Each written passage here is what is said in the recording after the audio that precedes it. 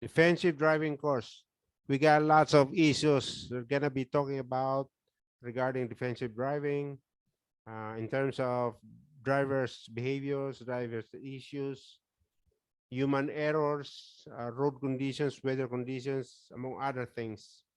And all these rules of the road will be that we're gonna be discussing is about Road Transport Industry Training Board standards, and this is what we call RTITB in short. Defensive driving course is about developing safe driving habits, attitudes as the drivers, gain experience.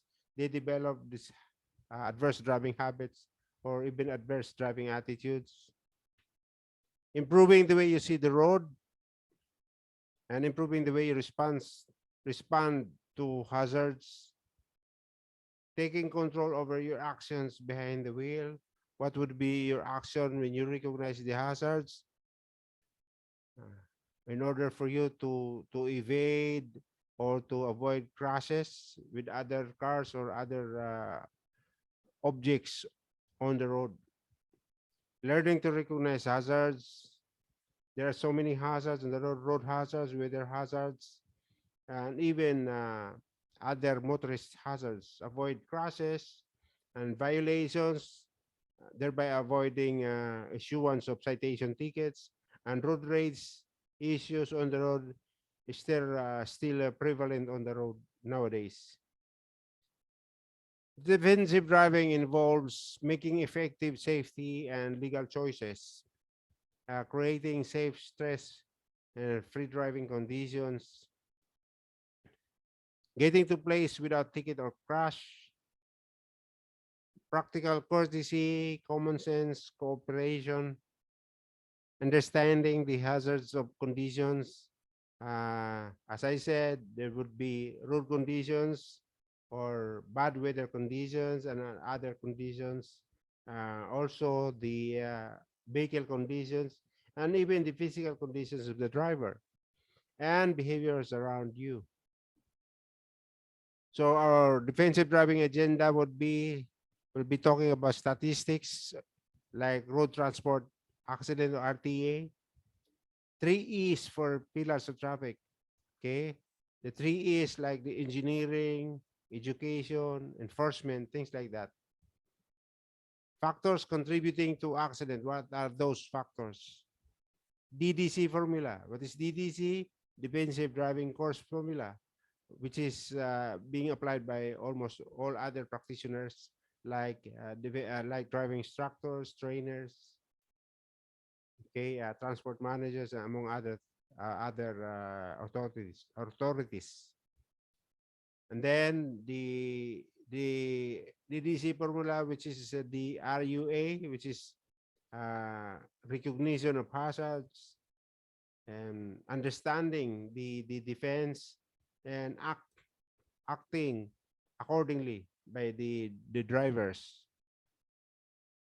Then we'll also be talking about aggressive driving, why drivers have become aggressive on the road, why some drivers are not practicing defensive driving, not practicing courtesy on the road, and become so aggressive in the road.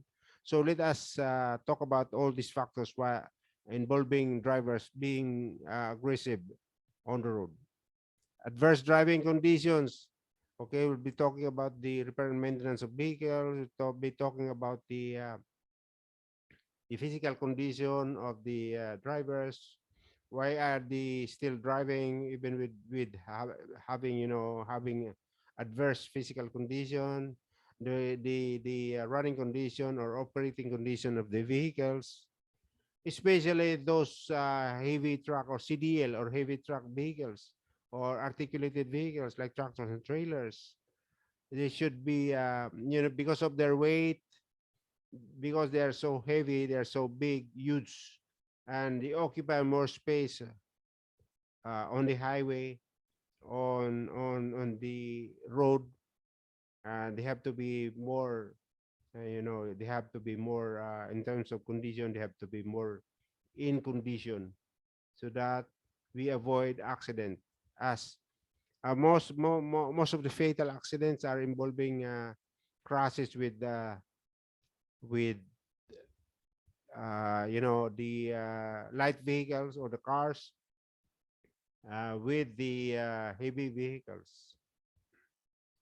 Speeding, we'll be talking about speeding. Why our drivers are not following the regulations, the rules of the road? Why are they still speeding despite the warning, despite the you know uh, the signals, the regulatory signals, the mandatory signals? Despite all those, still the drivers are speeding. What are the factors that make them speed all the time? And we'll be talking about the driver reaction. This is also related to speeding, stopping distance. What is stopping distance? Then be talking about elements of defensive driving. What are those elements of defensive driving? Right of way. Some people don't know about the right of way. Which one should have the right of way in certain situations? Which driver has to yield to other drivers in in certain situations? We'll be talking more about that later. And rules of the road. What are the rules of the road that we have to follow? If if we don't have the rules, in the absence of rules of the road, or we are not implementing the rules of the road, then there will be chaos on the road. Lots of chaos, lots of accidents, lots of fatal accidents. Okay, so that's why rules of the road is in place for us to be safe on the road. And especially nowadays that there's so many vehicles on the road, especially in the urban areas. And then we gonna be talking about safe driving techniques, like passing techniques, passing other cars techniques, and techniques. Negotiating the bends. There are dangerous curve. So the driver should develop or learn the techniques in driving in those hazardous area, okay, hazardous zones. Okay, first thing first, let's talk about statistics. Very important that drivers should understand the statistics. Why why the more we are going to be a defensive driver, because of the statistics. There are lots of accidents on the road. Like MMD reports an all-time high of 771 road accident in 2007. This is 2019, and this record is before the pandemic or the lockdown. So year on year increase of 4.16%, an average of 334 per day. Okay, accidents. This is only in Metro Manila because this is report provided by the MMDA or the Metro Manila Development Authority. Okay, again, traffic accident in Metro Manila, a bit of details. In 2018, 906 total incidents compared to 2019 year, 121,771 total incidents. They call it incidents because it could be, it could be accident or it could be incident. You know, like for example, road rage. Road rage is not a traffic accident, but it's rather a traffic incident where people have become, aggressive, have become violent. So they call it incidents. And 2019 is 372 fatalities. That's too much. 372 people died on the road because of the traffic accident. So on daily average, there are 334 reported accidents, one fatality, 56 non-fatal, which means physical injury. Okay. Some bruises, some cuts, laceration. Oh, those are non-fatal, or even fracture of bones. and 276 damage to property. So, you know, it incurs a huge amount of cost when you meet accident. Companies, organizations, they're not planning for the accident. They're not planning the the accident cost. Okay, nobody plans the accident because nobody wants accident.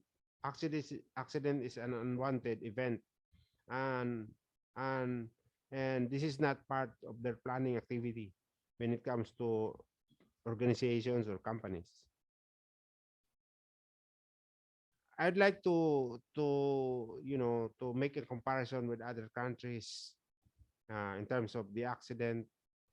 Okay, over the past, like for example, this one is KSA. Over the past 2 decades, KSA has recorded 86,000 deaths. That's lots of deaths and 611 injuries, physical injuries in RTAs or road transport accidents, with 7% resulting in permanent disabilities. That would be yearly average of 4,300 fatal accident and 30,550 injuries. Road traffic accidents are a major health hazard with 12 killed daily average. That's a big number. And 4 injured every hour in KSA. We will not be looking at Metro Manila and KSA. We'll also be looking at the US. What they have in terms of the road traffic accident. This is the motor vehicle accident in the US. So I got records here from 2017 to up to 2019. This is also before uh, the occurrence of pandemic. Okay. So in terms of in 2017, deaths are 7,473. That's also a lot of numbers. Okay. Uh, Not only in our countries and in Philippines and KSA, but also in the US, they have big numbers. So that would be an average per day of 103. Okay. So BMT vehicle miles traveled in terms of billions, 3,213, 3,223 in 2018. Fatalities per 100 million is BMT 1.16 in 2017, 1.13 in 2018, and 1.10 in 2019. In terms of population, the population in 2017 is 326 million, 213,213 in 2017. 2018 is 327 million, 096,265. So they measure it in fatalities per 100K population or 100,000 population. So in 2017, there were 11.4 fatalities per 100,000. That's a lots of number. That's lots of fatality. And in 2018, 11.18. I got no record in 2019 for population and fatalities per 100K population in 2019 year. All right. So there you have it. These are the records of some countries having, uh, you know, still having uh, big numbers in terms of the fatal accidents on the road. So the question I would ask to you is, what is defensive driving? Defensive driving is driving to save lives, time, and money, in spite of the conditions around you and the actions of others. The accident could be caused by nature, accident could be caused by you, or accident could be caused by others. Okay? So there are lots of factors, there are lots of root causes when it comes to defensive driving. So that those are the things that we're gonna find out and see what we can do in order for us to improve ourselves and avoid traffic accident and become a defensive driver. As professional drivers, you must be prepared to compensate for changing road conditions. So what what does that mean? When you see a bad road condition, you have to slow down. You have to be very careful. Okay. don't do what they call don't apply your what you have learned through the years in terms of your adverse driving habits, in terms of your attitudes. So you have to make you have to change, you have to you have to develop yourself to become more defensive driver. So there are hazards like road conditions, weather, and other drivers bad driving conditions. So you are a CDL, you are a professional driver, you drive big trucks, you drive articulated vehicles, you're doing it 24/7 because that is your job. You're a long haul driver and you always go on the road. So you have to be responsible as a driver, and there are always big consequence, bad consequence, and huge cost of life, or cost of in terms of financial cost. Because when you have accident, you're gonna pay for the hospitalization, you're gonna pay for the insurance premiums, you're gonna be pay so many costs that you have to consider. And also in terms of damage of properties, like you hit other vehicle, you hit other buildings, properties like that. So you have to be responsible driver. We are talking about here, most of the time we'll be talking about professional drivers, CDL drivers. Okay, so you have to be responsible because you are accountable for whatever actions that you do. You always be accountable. So another defensive driver is one who drives to prevent an accident in spite of incorrect action of others and adverse driving conditions. So there are many uh, bad drivers on the road. It doesn't mean that you also want to be bad drivers just like them. So you have to make adjustment. Uh, you have to be defensive because you already know that there are bad drivers on the road. So you have to be more careful. You have to be more defensive. There are so many adverse driving conditions. Then you have to make adjustment also. So one who does not always insist on taking his right of way. Like for example, um, your right of way is you're on a bigger, wider road. You're on the main road, and the other drivers coming onto you will be on the side street, and therefore the one on the right side street should yield. Should give you the right of way, but sometimes these drivers are not doing that. So it doesn't mean you have to insist on that right away because you're on the main road, because otherwise you will only end up crossing each other, or having a head-on collision. So that's the thing that you want to avoid. So so not all the time that you have to insist on taking your right away. So that would be a defensive driver type of driver. One who always follow the traffic rules and regulations. So if they said the traffic rule says no parking, don't park. If the traffic rule says the speed here is only 50 kilometers per hour, then don't drive more than the 50 kilometers per hour, posted on that road, and other regulations. So if you always follow the traffic rules and regulation,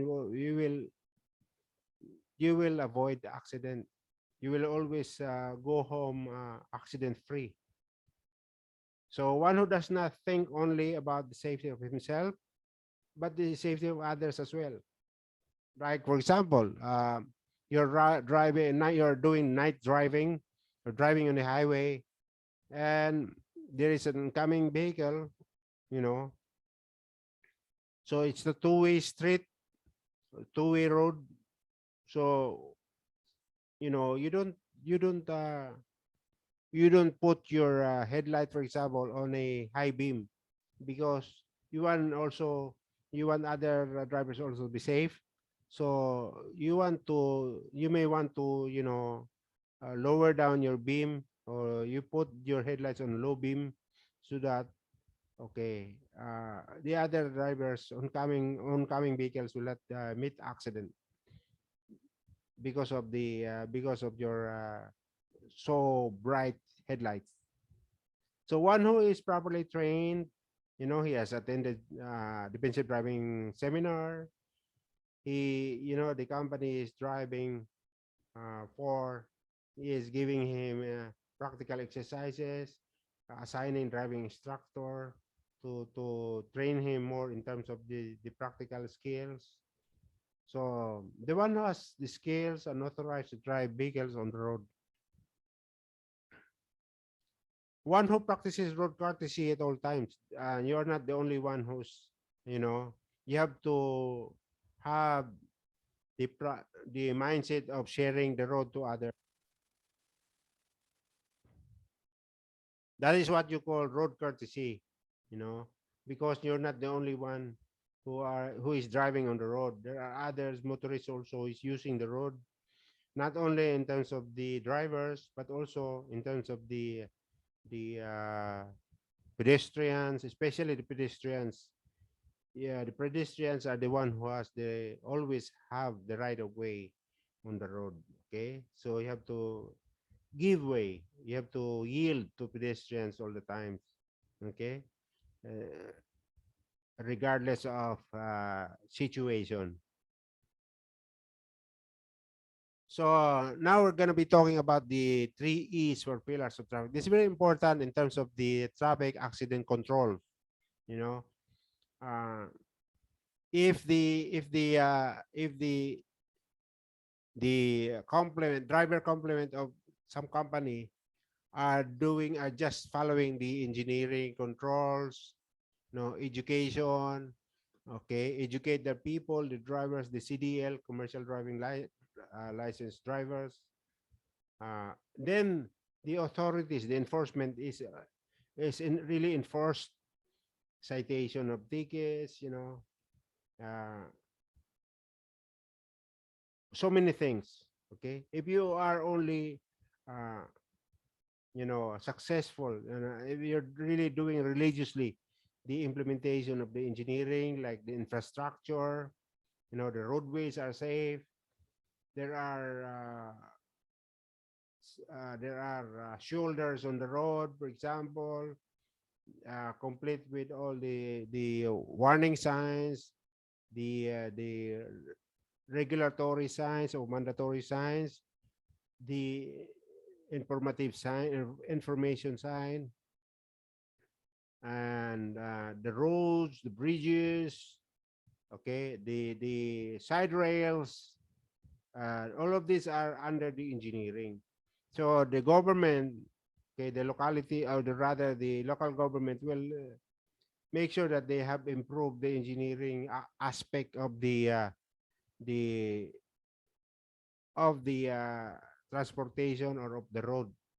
And then education, they have to send all these people, these drivers, to educate themselves, sending them to defensive driving seminar or defensive driving training, some crash courses, etc. And then also not in terms of the drivers, but also in terms of the enforcers. The enforcers uh, have have to be trained also, have to be educated also, because you don't want ignorant or stupid uh, enforcers enforcing the law. If they don't know the law, if they don't know the traffic law, if they don't know the what you call the rules of the road, then you will have problems, because the enforcers should be the one more knowledgeable, more than the drivers. So if you have implemented religiously, completely the engineering aspect of the road, okay, road management and education, for the drivers and for the enforcers, and the full enforcement without exemption, without exception. So there will be reduction of accident, road traffic accident, if you're doing this. Okay. So what is the driving requirement? Okay, the driving requirement should be there should be knowledge of the drivers as well as the enforcers and other road users. Okay, not even in terms of the motorist or motor vehicles, but also in terms of the the motorcycles, in terms of the bicycles. They're also road users, and also in terms of the pedestrians. Even the pedestrians should have knowledge. And when are the crossing area, crossing zones? When should they cross? And they should not be doing jaywalking and things like that. No, there should be knowledge, but the big chunk of the knowledge should be related to the drivers. They should have knowledge, especially the rules of the road. And then skills. They should have skills. They know how to handle the vehicle. They know about their vehicles. They know about the capability of the vehicles in terms of the brakes, in terms of the steering wheel, in terms of the ABS or anti-lock braking system. In terms of they know how to make a maneuvering, you know, to evade some crashes. They know how to handle when the vehicle experience skidding or sliding in some really bad road conditions, like icy roads, like wet roads, like oily roads. Most likely the vehicle will skid.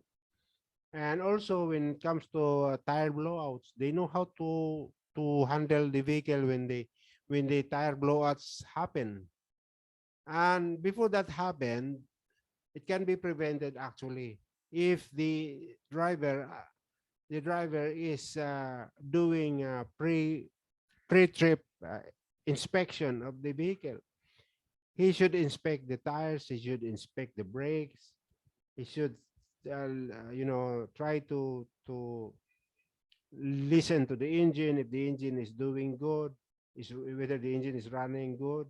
So even the maintenance part, the minor maintenance should be learned by the drivers. Uh, so that's why skills of the driver in terms of negotiating on the road, negotiating on the bends, negotiating on hilly road, negotiating on downhill, try to pass heavy vehicles in front of him. You know, so those are the skills that the drivers requires. And attitude, or it could be behavior could be added on this. So the attitude of the driver is that, so the driver is yielding more, taking care of others, not you know maintaining a good courtesy to others. So this is what you call, in short, this is all what they call competency, because competency is comprised of knowledge, skills, attitude, and behavior. So the driver should have all this, uh, you know, in order for the driver to be successful in his job as a driver, and be able to avoid, issues on the road, avoid road rage, because having a positive mental attitude. So the driver will be able to avoid road rage, and knowledge of the rules of the road. Okay. So what does it mean when you see a solid white line? What does it mean when you see a broken white line? What does it mean when you see between, this is between lanes, a solid yellow line? What does it mean when you see that? So you got knowledge. What does it mean? What does the warning sign means? So, like for example, you look at a triangle shape, so that you know already that's a warning sign, things like that. So that's knowledge. So if you have knowledge, skills, and attitude, then you have the competency, a driver's competency. Okay, let's look at the definition of accident. What is accident? Accident is an unplanned event resulting in injury or physical injury or property damage or damage to property. Okay, so it's an unplanned event. So that's why managers, they're not planning, they're not including the cost of accident, because accident happen without your wanting it, right? You don't want, it's not wanted. The accident is not wanted by the manager. So you're not planning for it. You plan your your budget, your financial budget, which includes fuel, includes tires, includes repair maintenance, includes other things in your budget, but you don't include accident. You must be a fool as manager if you and also your bosses, the CEO will not, you know, will not approve such planning, because you are not doing your job, you're not doing risk assessment, you're not doing auditing function of your management if you are planning the accident. So in short, an unplanned event resulting in injury or property damage is what you call accident. Collision, an event that is usually avoidable by one or more drivers. That is, one or more drivers fail to apply every reasonable effort to avoid it. So you have to do your best. You have to do your best effort to, you know, to avoid such collision from happening. So if you fail to do one thing, okay, it will end up, you will end up in collision with other drivers. Defensive driving basics. What are these? Seeing and being seen. This is one good principle that you have to put in mind. You have to bear in mind that it's important that you see everything. You are doing scanning. You are doing, you know, in order for you to recognize the hazards. You have to see. You know, you have to have what you call longitudinal observation. You have to have lateral observation. You have to have overhead observation, and you have to have rear observation, or you have to have 360 degrees observation. So you have to see everything. You have to be observant. You have to have focus in your driving, and you want others also, you know, to see you. Okay, seeing and being seen. Like if you are putting, always putting your headlights on high beam, then other drivers will not be able to see you. Okay, they see the bright headlights, and they may end up in accident also. So you have to be seen and being seen. Having heightened awareness, you have to be aware of the environment. You have to be aware of the road condition. You have to be aware of the weather condition. You have to have awareness. You have to have a heightened awareness, so that, you know, you will be able to recognize all the hazards. Managing your speed and space. Okay, when you are for example, when you are, you know, you are approaching traffic lights, some people are still speeding. They're not slowing down. You know, they only, you know, slam on the brakes when they're already close, very close to the traffic lights. Okay, that's why you see some vehicles hitting the vehicle is in front of them during the red light. Okay, because these drivers are hoping to, you know, to beat the red light. You know, these guys are driving or running on red. and that's a big violation, and it entails huge amount of penalty of fine, traffic fines. So you know the road is already icy, there's snow, or there are oil, and or it's raining, and visibility is like this visibility is shortened, and you're still speeding. Okay, so this is what we call speeding on condition. So depending on conditions, road conditions, weather conditions, and everything else, you try to, you know, it doesn't mean that the speed limit is 100 kilometers per hour, but you're still driving 100 kilometers even if you don't see anything because of the heavy rain pouring, or it decreases the visibility, and you're still speeding. You're still, uh, anyway, the speed limit is 100 kilometers per hour, so you're still driving 100 kilometers per hour. So this is what you call speed on condition, depending on condition. So this is what you call speed management and space management. You should always have a space in front of you, a space on your side, and space at the rear. So when you're doing that, you try to, uh, you know, because there are also like blind spots, you know, you have to you have to manage really your space. So if you are able to manage your speed and space, then you're following the basics of defensive driving, and having the right attitude, positive mental attitude. Okay, don't get upset easily, don't get angry uh, with other drivers. That will end up in road rage. So if other drivers are doing violation, are doing bad attitudes driving, somebody are cutting you, or someone is cutting you, in front of you. Somebody is doing speed and then abruptly stopping or braking abruptly. You don't upset with that, get upset easily upset. So we have to maintain your good attitude, and then you're doing defensive driving basics.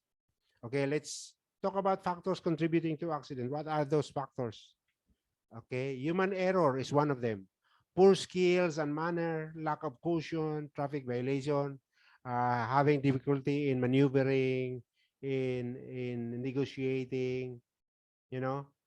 So you lack the practical exercise. You have to do more practical exercise. Enroll yourself to some training programs in terms of driving, because you have to improve your skills, your skills as a driver. Okay, then your manner also, lack of caution. You have to be cautious all the time, focus, more focus, and you always comply with traffic violation. Another factor is the poor environment, and this is in terms of road conditions, safety facilities, weather conditions. Okay, so that's why I said earlier, speed on condition. If you are having a good condition like weather, road conditions, safety facilities, etc., or facilities is what you call engineering uh, controls in the pillars, no, the pillars of traffic. Then you can comply to the speed limit of, let's say, 100 kilometers per hour or 120 kilometers per hour. But if the weather condition is bad, then you have to decrease your speed. You decrease it by, maybe 80 kilometers per hour, maybe 50 kilometers per hour. The more the the shorten the visibility, the more you have to slow down your speed. Okay, so you have to speed on conditions. Then the third one is hardware deficiency. This is in terms of your vehicle, okay? In terms of the operability of your vehicle, poor maintenance. You don't have a poor preventive maintenance program in your company, If you own your vehicle, you're not sending your vehicle to some repair maintenance shop for maintaining it regularly, preventive maintenance, changing the oil, changing the filters, adjusting the brakes, or changing the brake disc, changing the brake shoes, or maybe the engine is misfiring. You have to change the spark plugs, things like that. You have to send it to shop for tune up, engine tune up, or brake conditioning, and etc. So you have to look at. That's why you have to do before doing some trips. You have to do a pre-trip inspection. So it's much better if you have a checklist or pre-trip inspection checklist, so that you have a basis on your inspection, so you don't miss anything. Okay, so 90% of road accidents is due to human error. That's what they said. Okay, even if you have a defective vehicle, you have to, that's still an error, driver error. You have to send it for maintenance. You don't want to drive a defective vehicle, right? And if the rain is really too much, the monsoon rain, and it's really impossible for you to go out, then you don't go out. And that would be a human error also. If you're still going out, still driving despite the really bad weather condition. So you have to think about that. So still human error. So that's why they said 90% of road accidents due to human error. Okay. And also you don't know anything in terms of rules of the road. You know, you always violate the traffic, and then sooner or later you're gonna that would be an accident to happen, no? Waiting to happen, accident waiting to happen, if you are ignorant of those traffic rules. Most frequent causes of accidents: inattention to detail. You're not focusing. You're not focusing in your driving. You're not focused in your driving. Speeding. You know, you have to look at your speed all the time, whether the speed is appropriate for that condition, whether that speed is really, like for example, if there are school zone, this is a school zones, school area, or church area, or whatever. You have to slow down before you reaches those area. Then DUI is very important. Most accident happen because of DUI. This is the what you call driving under the influence. It could be, you could be driving under the influence of alcohol. You could be driving under the influence of illegal drugs like cocaine, things like that. And even medicine, legal medicine, legal drugs, like, there are, drugs when you're taking drugs because you're having a cold or you're having a headache. And there are those medicines, capsules or tablets. When you take them after an hour, maybe you get sleepy and you're still driving. That's still under the DUI. But the worst thing is, don't drive when you're under the influence of alcohol. Never drive, and that's DUI, and that's a big violation, big fines, or you can even go to jail for for citing for DUI. Driving too fast for conditions, okay? Driving fast to condition. So as I've said, weather or road conditions, you have to slow down when you are experiencing a heavy rain, for example, and experiencing short and visibility. Then fail to yield, okay? Like for example, you're turning right. Most of the time, most of other situation, other intersections, they are allowing for you to turn to the right. Okay. Uh, Anytime you can turn to the right, provided you have to yield. You have to check first. You have to stop, or you have to slow down, and then check for pedestrian, check for other vehicles, check, when it is free to go, then you go. Because most other intersection they have what you call uh, stop, rather no turning right on red signal, traffic signals. So you're not allowed when it is red. You can only go turn right when it is already green. But there are intersections you can go turn right anytime. Like in Saudi Arabia, most of the time they go right, turn right. They don't have what you call no right turn on red. They don't have that. I have observed that because I have been driving in Saudi Arabia for some time, for long years. I was when I was working there. So you have to, when you fail to yield, then accident is bound to happen, or accident is waiting to happen. Potential problems on the road. What are they? Distracted or aggressive drivers? There are lots of them. You know, what are those distraction? Distraction in terms of using cell phone, calling somebody while driving. You know, one hand is holding the phone, the other hand is holding the steering wheel. At the same time, also you have to shift the gear.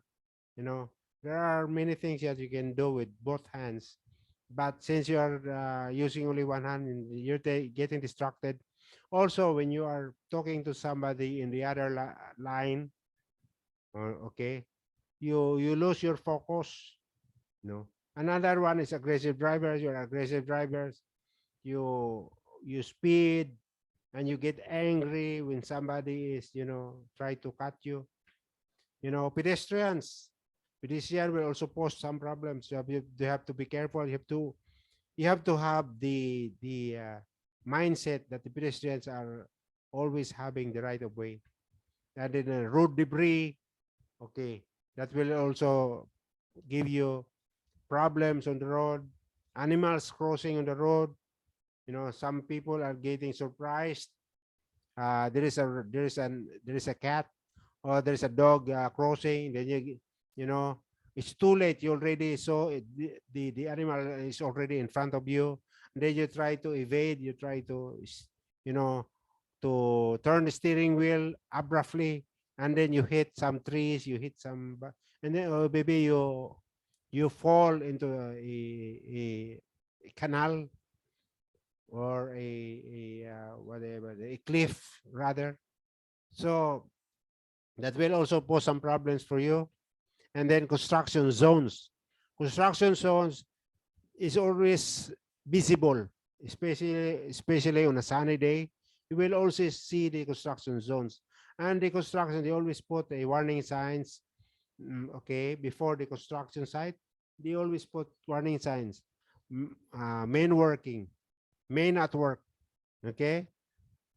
Then accident scenes also will be uh, potential problem for you. So you have to recognize the accident scenes. You don't want to, experience another accident of yourself because you did not notice the accident scenes uh, ahead of the road. Okay, I have been talking about aggressive driving. So there are 5 zones of aggressive driving. The unfriendly zone, we call it unfriendly zone. What is that? Closing ranks to deny someone entering your lane because you're frustrated or upset. Okay, somebody is entering your lane, then you yield, even if the driver is a rough driver, okay, a reckless driver. You have to yield, okay, because you don't want road rage, you don't want collision, you don't want car crash, etc. So be aware of that. Hostile zone. What is hostile zone? Tailgating to pressure another driver to go faster or get out of the way. Okay.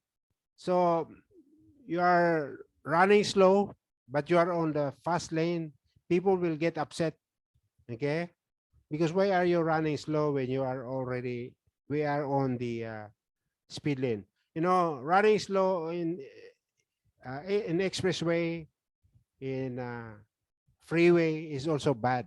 You know, that will also cause accident. So, like most of the speed in the expressway are 100 to 120 kilometers per hour, and you're driving just 60, 80, 60, then other drivers will be upset, and they try to tailgate you, to closely follow you, so that they're trying to scare you. And they want you to move faster. Okay, and you're blocking their lanes. So if you are running slow, you go to the rightmost lane. If the expressway is having 3 lanes, then you go to the rightmost lane. That would be the slow lane, and the leftmost lane would be the fast lane. Okay, or passing lane. Okay, so tailgating to pressure another driver to go faster and get out of the way. Sometimes they blow their horn, or they sound their horn, to advise you that you go faster or get out of the way. Violent zone, what is that? Making visible obscene gesture at another driver, making some bad finger, signs or whatever, or even making some curses. You curse at someone, you know, visible obscene gestures at another driver. That would be a violent zone, and still an aggressive driver. And the other one is minor mayhem zone, pursuing other cars in a chase because of provocation or insult. Okay, you know, somebody is making a bad gesture, and then you chase because you want to have a revenge, or maybe somebody's calling you yelling you some names, doing some provocation or insult. Then you try to chase that guy. You want revenge. You also want to give insult. You want to have a fight with that. That would be a minor mayhem zone. Then major mayhem zone, getting out of the car and beating or battering someone as a result of a road exchange. That would be road rage. Okay, it's happening every time.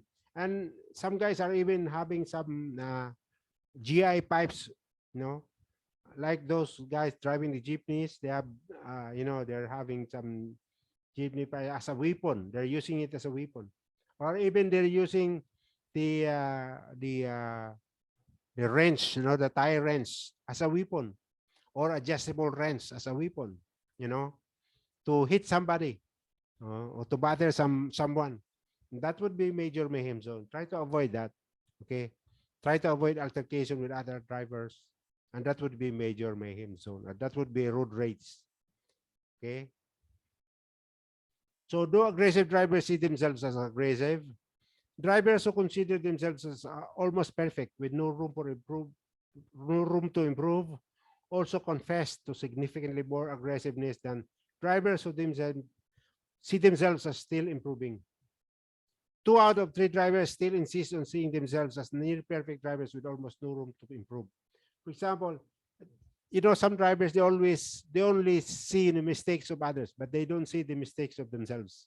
So those are drivers who are like that. Okay, they don't think themselves as aggressive drivers. They always say, "Oh, that driver is stupid. That driver is not, does not know what he's doing, etc., etc., and does not have the right of way, etc." You're making some bad remarks about the other drivers, but you yourself is also doing, you know, uh, bad driving habits. Aggressive drivers see the other guy as the problem, and do not look at their own aggressive driving behavior, as I have already discussed this. So what causes aggressive driving behavior? Many psychologists see anger as the root cause of the problem. Okay, so if you're really having uh, an anger problem, then you have to see a psychologist. You have to do some anger management to improve yourself, in terms of your attitude, in terms of your behavior. So as I said earlier, the competency of driver is knowledge, skills, and behavior, attitude. So you have to improve your attitude in order for you to be a defensive driver. It is ultimately our emotional state, our stress levels, and our thinking patterns that either cause us to drive aggressively or lead us to be the victims of others. Driving under the influences of impaired emotions, especially anger, will do you no good. You will always be in a precarious situations or a chaotic situation if you have this impaired emotions, especially anger, because you're always angry with others, but you're not angry with yourself. You're angry with others. So this is a bad, really bad attitude of you. Then it is a behavioral choice that drivers make. Okay, because of their bad behavior, they always make mistakes, human errors in driving. Some drivers do not know how to deal effectively with angry feelings and how to cope with the situation. Okay, because they haven't recognized it. Yeah, they don't recognize. They fail to recognize it. That's why they're having this problem, and they're always in a chaotic situation. Now let's talk about driving hazard. There's so many driving hazards on the road. Reckless driver. There are so many reckless driving on the road. Distracted driving. You're getting distracted, like using cell phone. Okay, or maybe you're picking up some things on the passenger seat while driving, or picking up something on your feet while driving. That would be distracted driving. Fatigue. Uh, you're tired. You work 12 hours a day and you're still driving on a heavy traffic, on a traffic jam, and you're so really tired and you want to get home as soon as possible because you want to go to bed, and you're so fatigued, over fatigued, and that would be bad driver, and that would be hazard. Aggressive driving, I said earlier. Failure to keep vehicles in good condition. Okay, you're not sending your vehicle for preventive maintenance. And driving under the influence, alcohol and drugs. And in terms of dangerous conditions like bad weather, difficult road conditions, poor light or glare. Oh, okay. Poor light because your headlight is dirty. You're not cleaning your headlight. Maybe your headlight is also, the lens is already very old, and it has some contaminants. Okay, that's why it's not giving off good light, or glare because you're always somebody's using uh, you know headlight, high beam headlight. Heavy traffic. Oh, dangerous. That would be dangerous condition. You have to be more focused in your driving and be alert and having a 360 degrees observation, longitudinal, lateral, or rear observation. Roadworks like construction and other things, uh, enforcer doing some work on the road, accidents, scenes. Two ways to cope with impaired driving emotions. Reduce your stress. Driving is emotionally challenging because you constantly have to cope with unexpected things. Being in a hurry and driving on congested roads adds to our general stress level. Okay? Why we are being emotional? Because we're having stress, no? We're having stress. We want to be hurry, we want to get home early, or we want to go, reach the office early, and we're so stressed. And traffic is the number one stressor for managers or other drivers, you know, especially when you're driving like 2 hours, 2 hours on the road going to the office, and on retreat in the afternoon, or in the evening, another 2 hours. That would be four hours a day of driving on a congested road. So who are the guys who don't get stress of this driving situation? Anybody can get stressed, and traffic, congested roads, traffic, heavy traffic situation is a big stressor for everyone driving on the road. Suggestions include listening to music or educational tapes on the road, leaving 15 minutes sooner and getting up earlier so you are less rushed. Okay? So you don't get stressed. You have to have ample of time. You have to be prepared. You have to go to the office early. If you're driving on the road 1 hour, for example, and your office time is 8 hours, and your driving time is 1 hour, so therefore you're supposed to leave your house around 6 or 6:30. You have to have more time allowance, okay, for your driving adjustment, time adjustment. Okay, if you're doing that always, so you have to get up early. So if you're doing that always, then you are able to manage your stress. Yeah, you don't have stress anymore.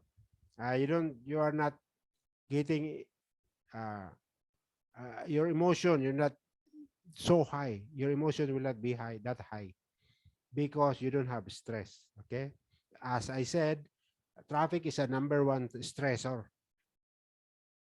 Two ways to cope with impaired driving emotion is change your perspective. With different self-talk as a result of life experiences, we all have automatic thoughts that are generated by our mind when certain triggers occur when driving. We change our perspective and thus our angry feelings by consciously changing the self-talk. For example, that driver who just cut you off in traffic might be a single mother who worked 9 hours that day and rushing home to cook dinner, help with the homework, do the laundry, and spend some time with her children. So you have to consider that situation. You don't know that. You don't know the experiences of other drivers also. And think about the difficulties the other drivers also experiencing. So you have to make adjustment of yourself. Distracted driving. Driving while engaged in any activity that could divert a person's attention away from the primary task of driving. This is also already a law in the Philippines, like the Public Act 10913 or the Anti-Distracted Driver Act. And what are those?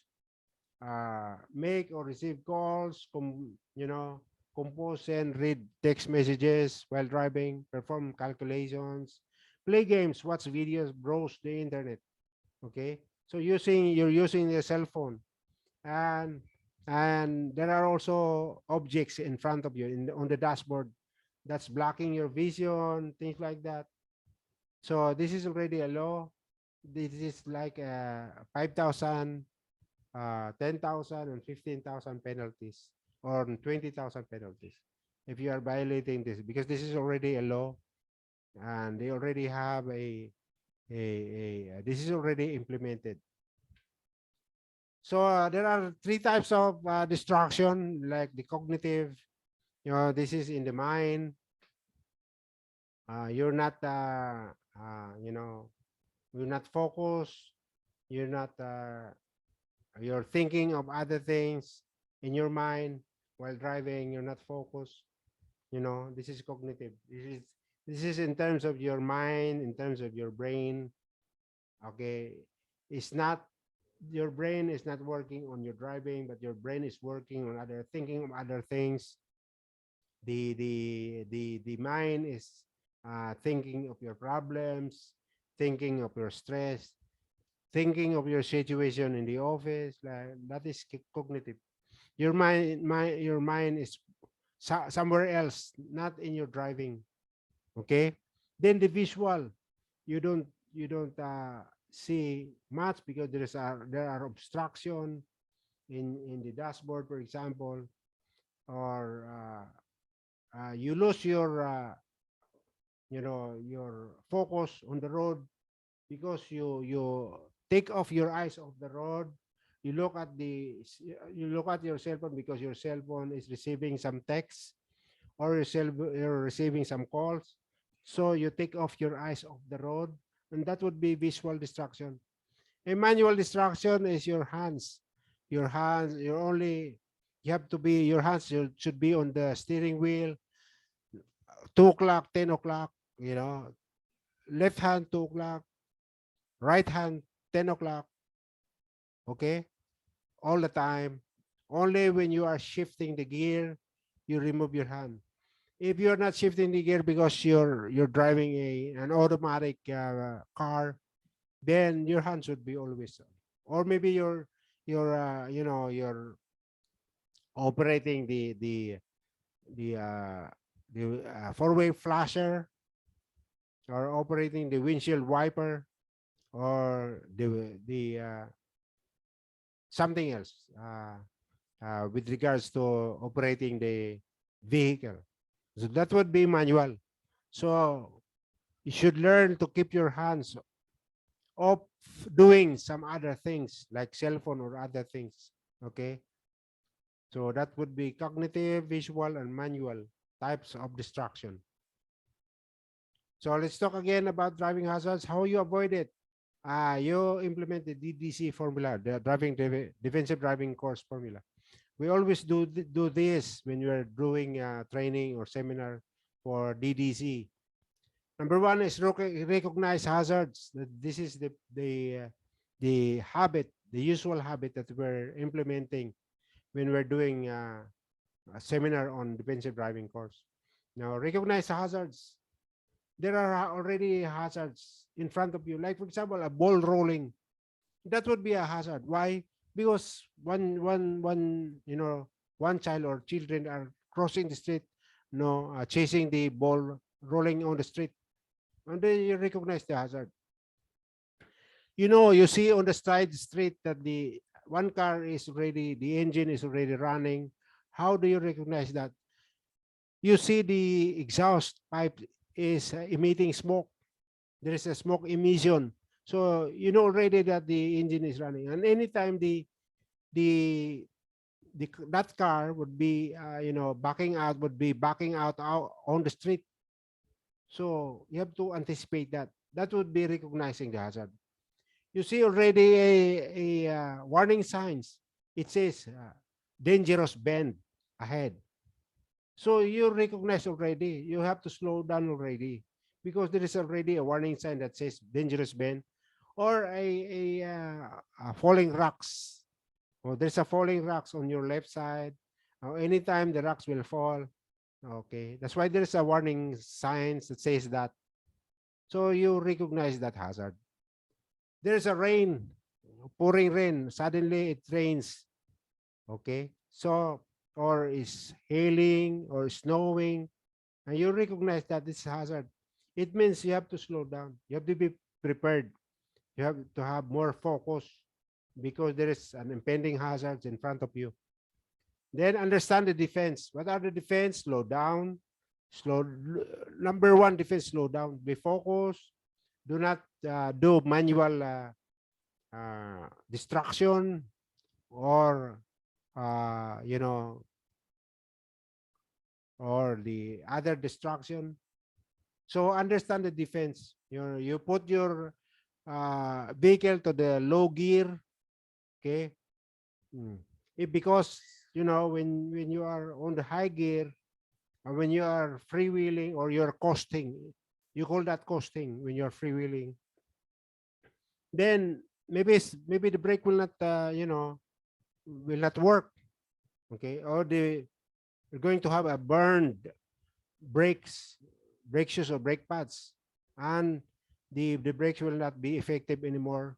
So you have to understand that, understand the defense, act correctly and timely. What would be, you have a long stopping distance, then you have to recognize early. Okay, anticipate early the hazard, and then act correctly and timely, and then put the gears in the low gear. Let's say, for example, you have a 6 gear trucks. Oh, you're on the 6th gear, or you're on high gear or low gear, or rather high gear. Then you put on the low gear, or maybe on the 4th gear, on the 3rd gear, on the 2nd gear, and then etc. Okay, and that would be RUA: recognize hazards, understand the defense accurately and timely. That would be the DDC formula. DDC collision prevention formula, recognize the hazard, scanning, you have to scan. Or don't lose focus on the road. Or don't you put your eyes off the road.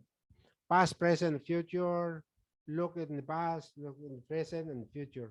Use what if strategy. What if the car suddenly appear in front of you? What if a pedestrian appear in front of you? What if the car will skid? What if there will be suddenly there will be speed bumps in front? What if a roll will be rolling in front? What if an animal crosses your path? So use the what if strategy. So what if that car does not stop? Well, what will I do? What would be your DDC formula? RUA, recognize the hazard, and understand the defense, act accordingly, right? Understand the defense, know what to do to avoid the hazard, know the consequences of your choices, know the defense, and scanning. You have to scan all the time. You know, when you are focused in front of you, there is what you call peripheral vision. When you are focused too much longitudinally, you don't actually see the one in the side. That's why you have to scan. Okay, because you don't know. No, suddenly children will cross the street, animals will cross the street. You don't know that if you're not scanning. Okay, slowing down is one of the technique. Safe following distance. Okay, we'll be talking more about that later. Then act correctly in time, so that you will have a shorter stopping distance. Be alert, pay attention to driving. Concentrate on hazards. Okay, driver actions you witness. Okay, there are so many actions with other motorists that you have noticed. Okay, or you have witnessed, like eating, drinking meal while driving, reading. You know, I've seen that many times. When I'm driving, especially when guys are doing an automatic, auto cruise. You know, when you are driving on a speedway or the freeway or the expressway, on a street road, no hazards at all, either side of the road or far ahead, there's no hazard. Okay, you're driving coast to coast, maybe 500 kilometers distance, 1,000 kilometers distance. So some portion of that you will use the auto cruise because you are in the urban rural areas, deserted areas, for example. So you put to auto cruise, okay?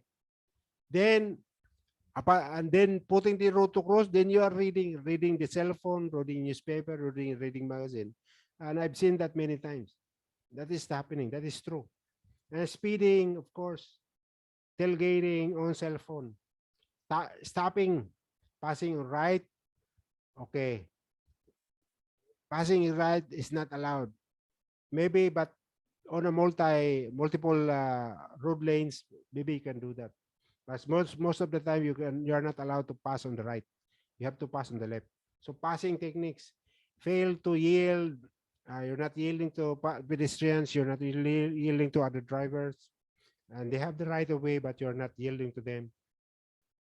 Like for example, you are entering the roundabouts. You have to yield to drivers already inside the roundabouts, so you have to yield.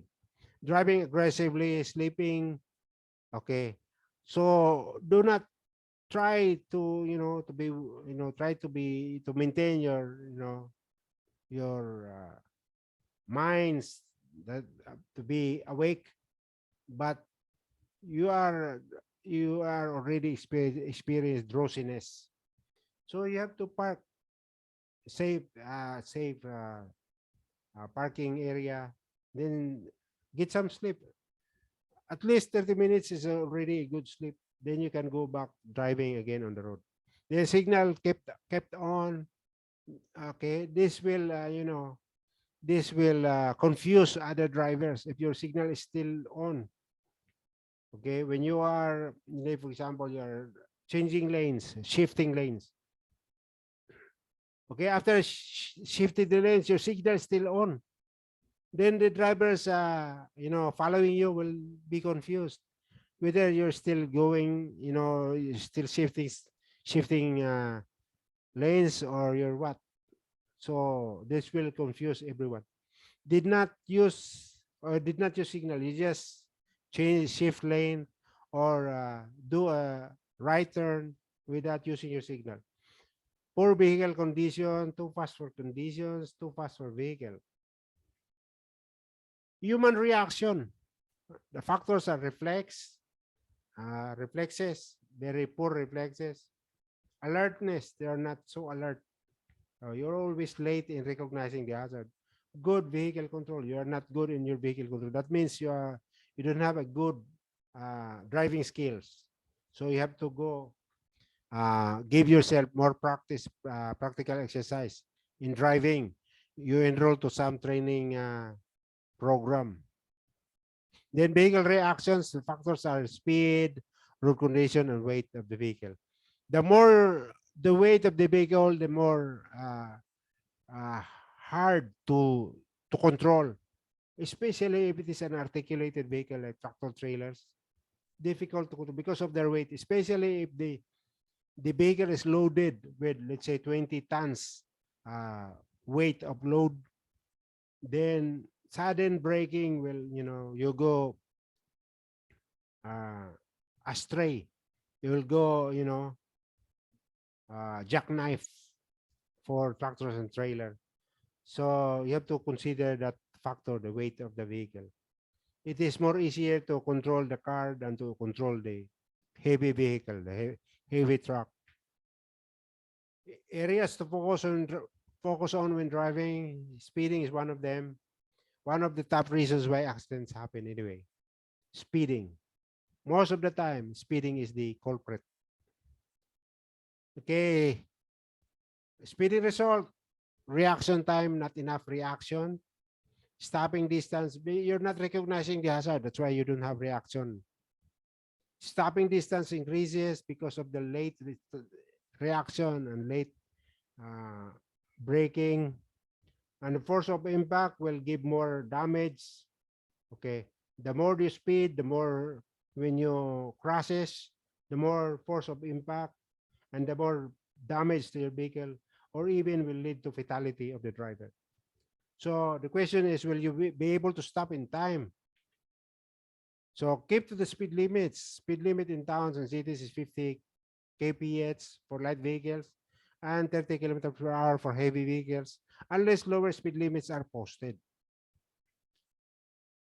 So in terms of driver reaction time vary greatly with situation and from person to person between about 0.7 to 3 seconds or more. That would be your reaction time upon recognizing or upon seeing the hazard. Okay, then that would be your reaction time.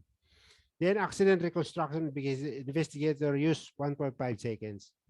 A control study found average driver reaction braking time to be 2.3 seconds. So reaction time, and then, when you press the brake, then from that time on to stop, that would be the braking distance. So the reaction time plus braking distance, that would be your stopping distance, your full stop. So in terms of the reaction, that would be in terms of human perception, perceived to be hazards on the road, then the human reaction. Then vehicle reaction, the vehicle will react because of the human reaction. Then vehicle braking capability. How good is your brake? Are you going to stop on time? Are you going to stop, a shorter distance? So reaction distance of braking distance is equals to stopping distance. And average human reaction is 1.2 seconds. That would be average for some professional drivers. You have to also do this practice, your stopping point. What would be your stopping point when a vehicle in front of you will stop? What would be the point of your stopping? Usually, it is when you are still seeing the tire of the vehicle in front of you. You see the tires. That would be a good distance. So advantage if the vehicle ahead stalls or rolls back, especially if you are on a hill, maybe the car will roll back to you, will hit your car. So you have a distance to react. Can be avoided to be sandwiched in case of rear bumps. Oh, you want to evade. You want to evade. You're trying to escape from robbers or something else. Then you must have that distance stopping point. Proper braking provides the right amount of traction. There is a friction on the road. Preservation of replacement parts, braking capability within stopping distance. Forewarn other road users of intentions. Okay. Depress late. Okay. In braking, you have to depress early and depress hard and reduce pressure gradually. And then you check the rear view mirror. When are you going to reduce your speed? For poor visibility, approaching crest of hill, keep to the right. Why are you keeping to the right? Because you don't see who's coming. At the back of the hill. Who's so if you're positioning on the left, maybe all of a sudden a big truck will be coming climbing the hill, oncoming vehicles, then you'll be in trouble. Approaching crossroads, railroad crossing, on narrow or winding roadways, approaching road repairs, construction areas, approaching accident scenes, approaching or passing pedestrians, entering school zones and playgrounds, then entering hospital zones. What would be the following distance? We have to apply the 2-second rule.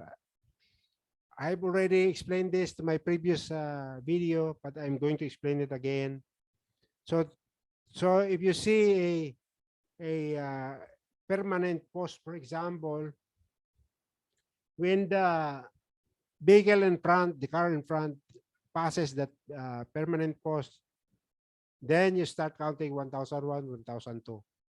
When you reach the post within that time period, then your following distance is safe. Otherwise, you have to slow down to increase the time of the following distance.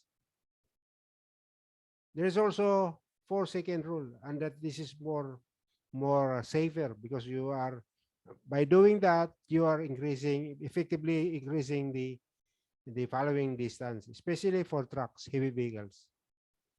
So the 4-second rule is a rule of thumb by which a driver may maintain a safe following distance at any speed. Okay.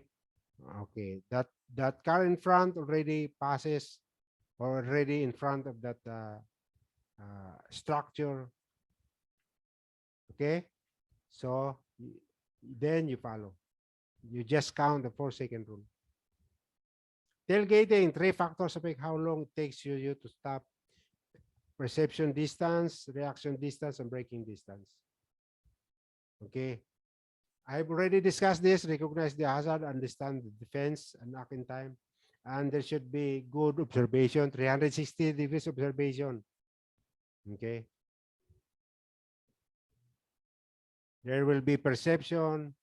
There will be judgment on part of the driver upon recognizing the hazard. And then there will be reaction. Okay. And it should be 360 degrees observation. And be able to act in time.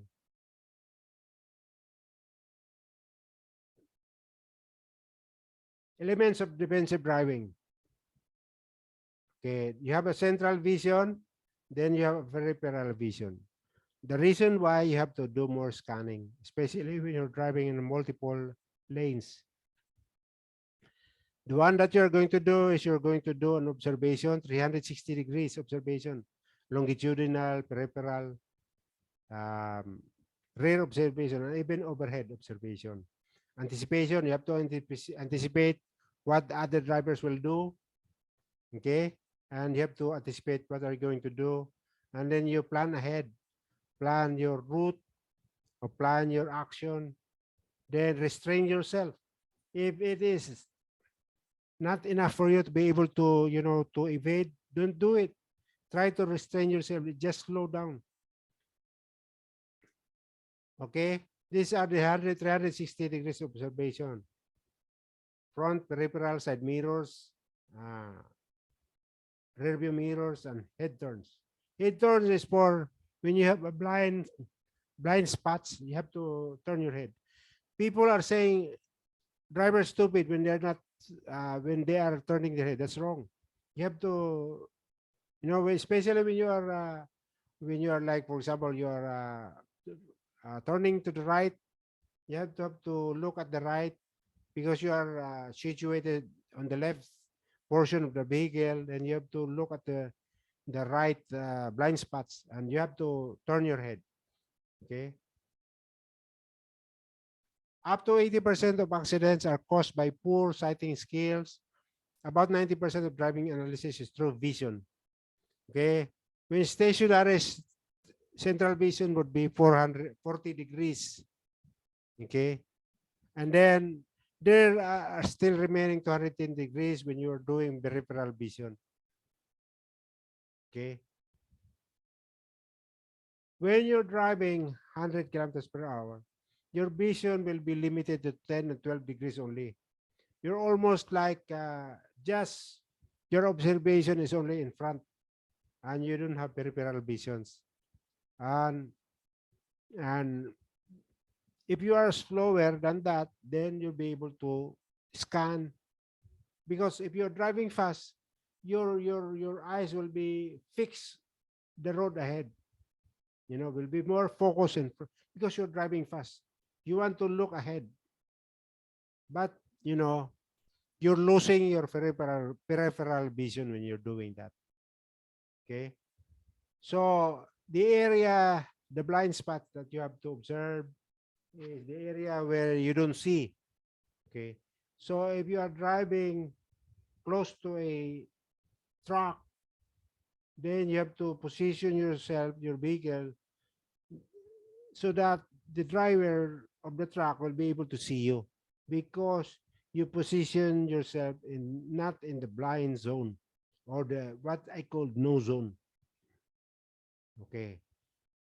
For example, in this example, or in this illustration, uh, when a tractor trailer is turning to the right, you know, the tractor trailer driver will not be able to see you when you're on the right side of the truck, because that would be a blind spot. Okay. So that would be right hand turns and blind spot for the vehicle.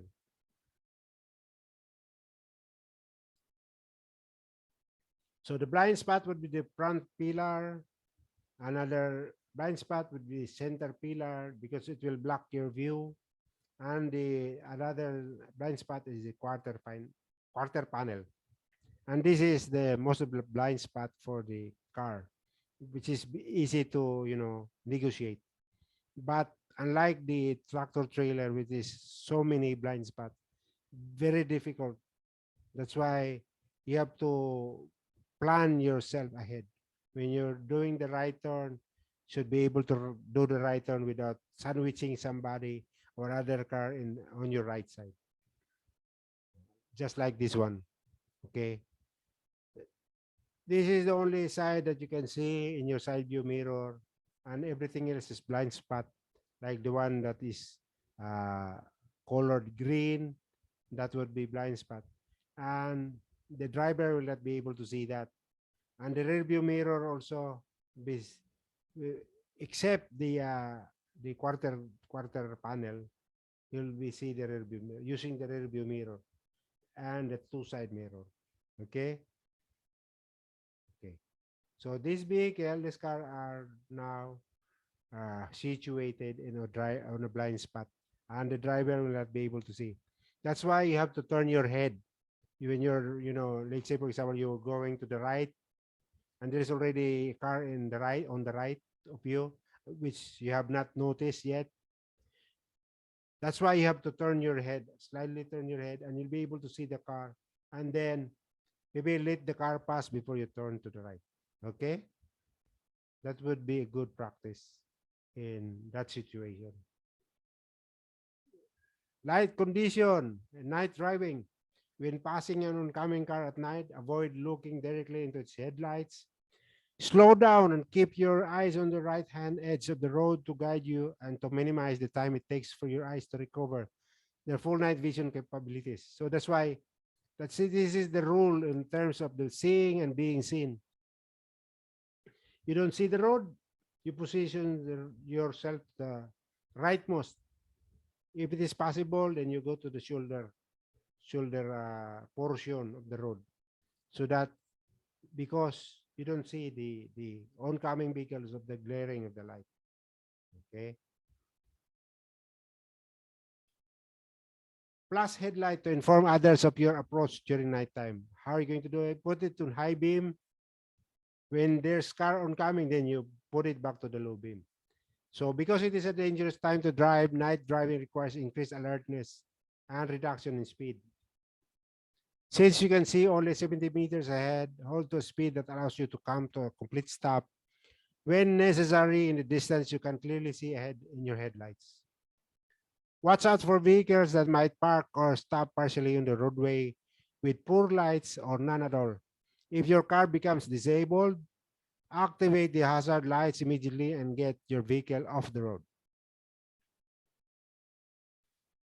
Adverse driving conditions, driver condition, vehicle condition, road condition, traffic condition, weather condition, light condition. And regarding driver condition, if you have illness, then if it's possible, don't drive. Let somebody drive your car. If you are on medication, don't drive, especially if uh, this medicine will make you drowsy, especially while driving on highways, long drive. Sleep. If you don't have enough sleep, don't drive. If you are drinking alcohol, don't drive. If you're driving, don't drink alcohol. If you are fatigued or tired from driving, let others drive. Or maybe you commute, try to get a taxi or, public transportation. Emotion, manage your emotion, manage your stress. If you have problems, solve your problems. If you have if you are psychology emotionally down, then let others drive, don't drive. And then avoid road rage, practice the positive mental attitude. There are also, in terms of vehicle condition, your engine, is it good? Your tires, are they bald? Are they worn out already? Some oil leaking in your car. uh, your your side mirror is defective. You know, your brake system is not good. So you have to check your vehicle. Vehicle maintenance, regular tune-ups, oil changes, fluid levels, brakes. Top up all the fluid levels, the oil and fluid. Top them up. You have to check them every day. The cooling system also, the radiator, the expansion tank or reservoir. Check then top up. Check the brakes. If the brakes is working good. And tire treads and pressure should be checked. Okay. Light signals and wipers also. Pre-trip inspection, walk around inspection. You walk around your vehicle. Look at the tires, feel the tires, leaks under vehicle, windows clean, nothing blocking vision. You have to clean your windows and your windshield. Okay. Mirrors properly adjusted. Lights working, should be working properly.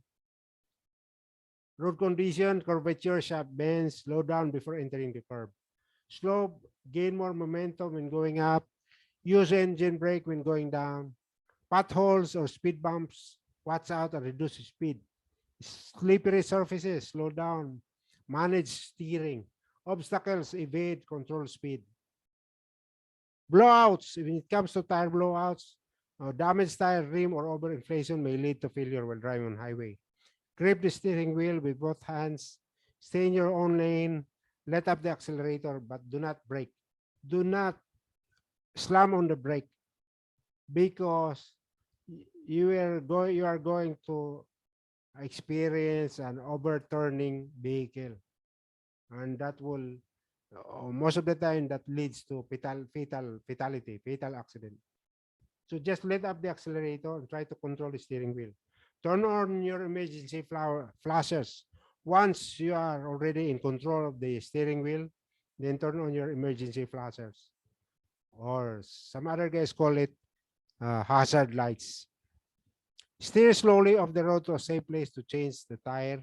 And if you have a early warning device, AWD, try to put it in the right spacing of the on the road to alert others of the of an incident or accident.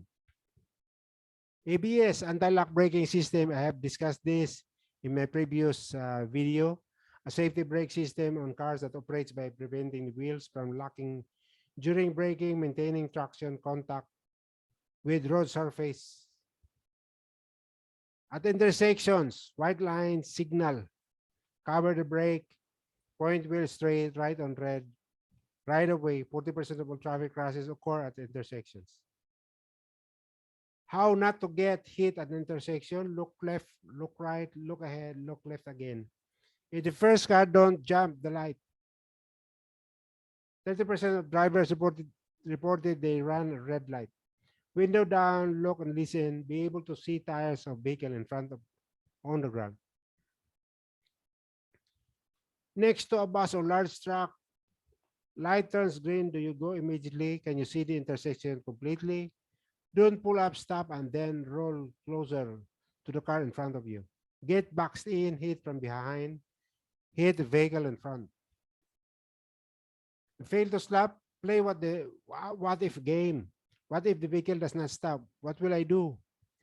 Reduce your speed by covering the brake. Cover the horn with your hand.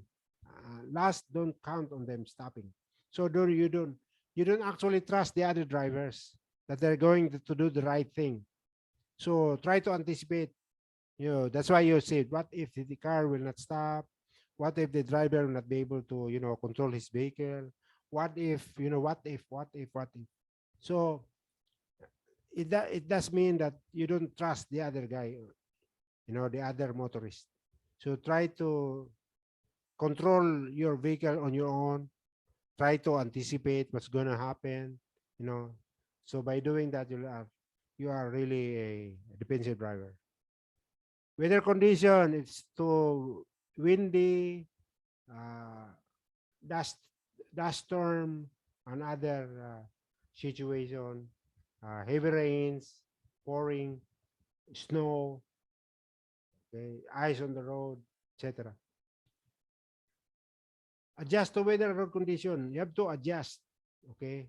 You don't, maintain your speed 100 kilometers per hour still because that's the speed limit posted.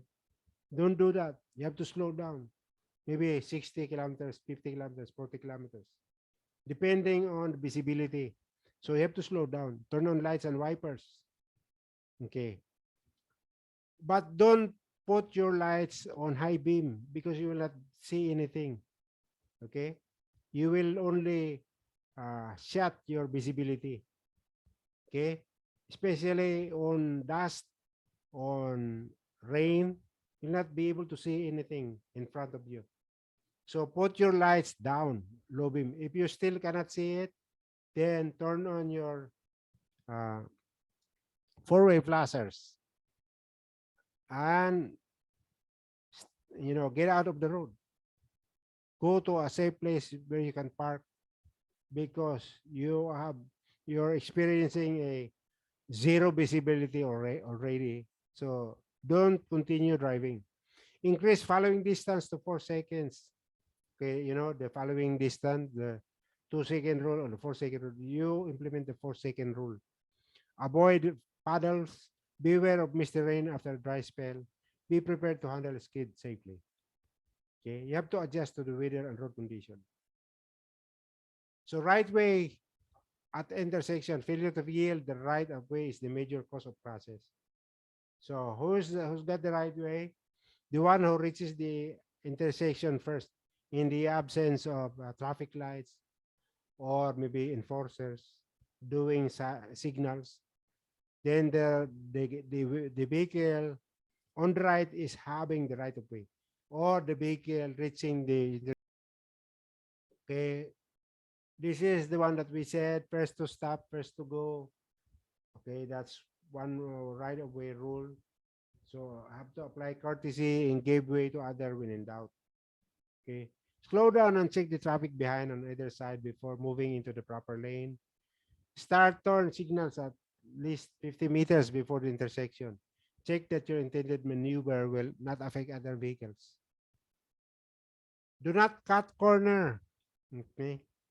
Okay. Do not cut corner. You have to, you have to go to the right curvature when you are, when you are turning to the left. Watch out for cutters.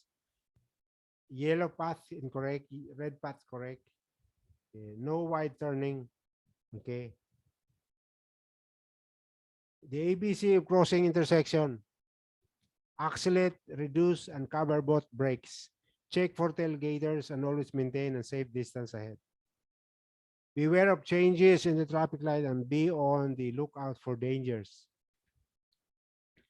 Confirm if safe, then proceed with care. On roundabouts, as I've said earlier, the one already inside the roundabout uh, is having the right of way.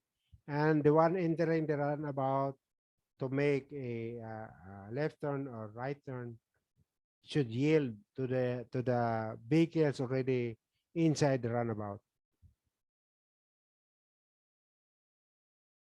When merging with the traffic, match speed, traffic flow, signal to the left 5 seconds, then perform safety check, turn smoothly into the traffic, and cancel signal when already merged.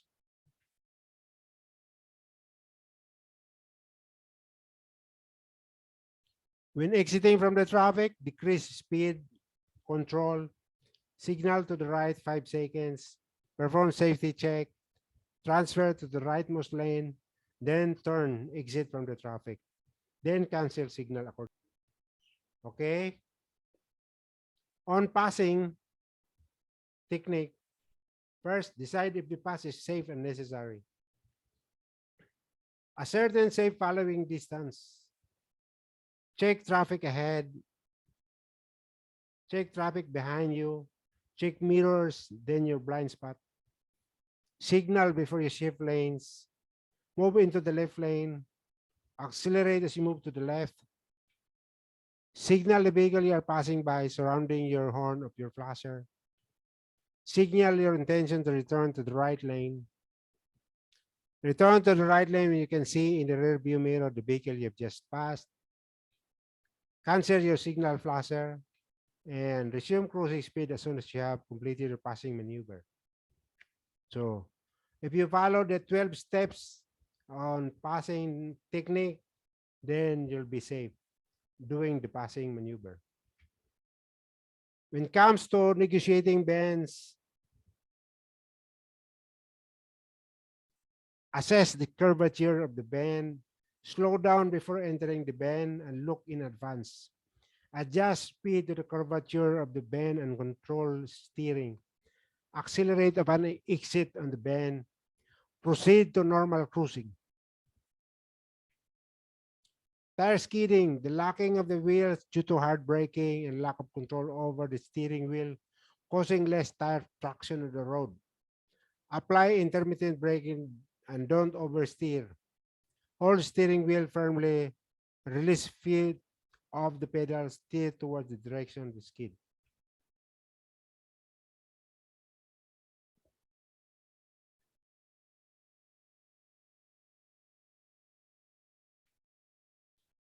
And lastly, safety is not within the vehicle. Safety is within the driver. And be a defensive driver.